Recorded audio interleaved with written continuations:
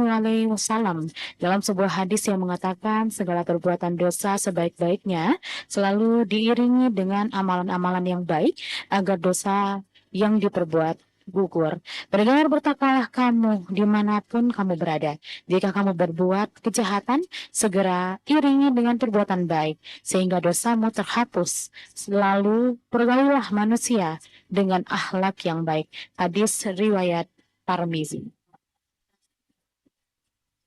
Pendengar penonton dari buku amalan penghapus dosa oleh Haidar Musyafa. Ada 8 amalan yang dapat diterapkan seorang muslim agar diampuni dosa-dosanya oleh Allah Subhanahu wa taala. Berikut penjelasan selengkapnya. Pertama, pendengar, memurnikan keimanan kepada Allah Subhanahu wa taala. Inilah syarat pertama yang harus dikantongi seseorang umat muslim yang ingin mendapatkan ampunan dari Allah. Meski sebenarnya setiap manusia dilahirkan dalam keadaan beriman kepada Allah dan hanya dengan menjaga keimanan kepada Allah Subhanahu wa taala, maka kita akan menjadi hamba yang sangat beruntung. Selain memperoleh ampunan, kita akan memperoleh petunjuk menuju kebenaran dan mendapatkan keridhaan Allah Subhanahu wa taala.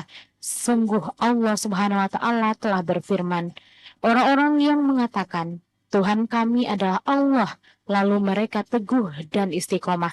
Tidak ada kekhawatiran bagi mereka dan tidak pula mereka merasa sedih. Mereka adalah penghuni surga yang kekal di dalamnya, sebagaimana ganjaran atas amal perbuatan mereka. Surat Al-Ahqaf ayat 13-14. Beliau setelah memurnikan keimanan kepada Allah Subhanahu wa taala, taubat menjadi amalan penghapus dosa selanjutnya. Bertobatlah sebenar-benarnya kepada Allah. Dalam artian kita harus mengakui semua dosa-dosa yang telah kita lakukan, kemudian memohon ampunannya sebagaimana disebutkan dalam firman Allah Subhanahu wa taala berikut ini. Yang pertama, pendengar, kecuali bagi mereka yang telah bertaubat, melakukan perbaikan dan dengan tulus mengklarifikasi kesalahan mereka. Mereka adalah orang-orang yang aku terima taubatnya dan aku adalah yang maha penerima taubat, maha penyayang. Surat Al-Baqarah ayat 160. Salah satu amal kebaikan yang dapat dilakukan untuk membersihkan diri dari dosa ialah dengan menjaga zikir. Dengan berzikir berarti kita sebagai hambanya selalu mengingat Allah dalam kondisi apapun, dimanapun, dan kapanpun. Namun selain keikhlasan saat menjalani agar zikir menjadi sempurna dan bernilai pahala, hendaknya zikir dilakukan sesuai dengan yang diisyaratkan oleh Allah dan Rasul-Nya. Berzikir kepada Allah Subhanahu wa taala hendaknya membaca kalimat-kalimat zikir dan doa-doa yang matsur yang terdapat dalam riwayat sahih. Pendengar, salat yang bisa menjadi salah satu sarana untuk membersihkan dosa-dosa yang pernah dilakukan dan untuk memperoleh ampunan dari Allah Subhanahu wa taala, sebab salat diibaratkan tiang agama. Barang siapa yang mengerjakannya berarti dia telah menegakkan agama. Terkait hal ini Allah berfirman, dan laksanakanlah salat pada kedua ujung siang, pagi dan petang, dan pada bagian permulaan malam. Perbuatan-perbuatan baik itu menghapus kesalahan-kesalahan. Itulah peringatan bagi orang-orang yang selalu mengingat Allah.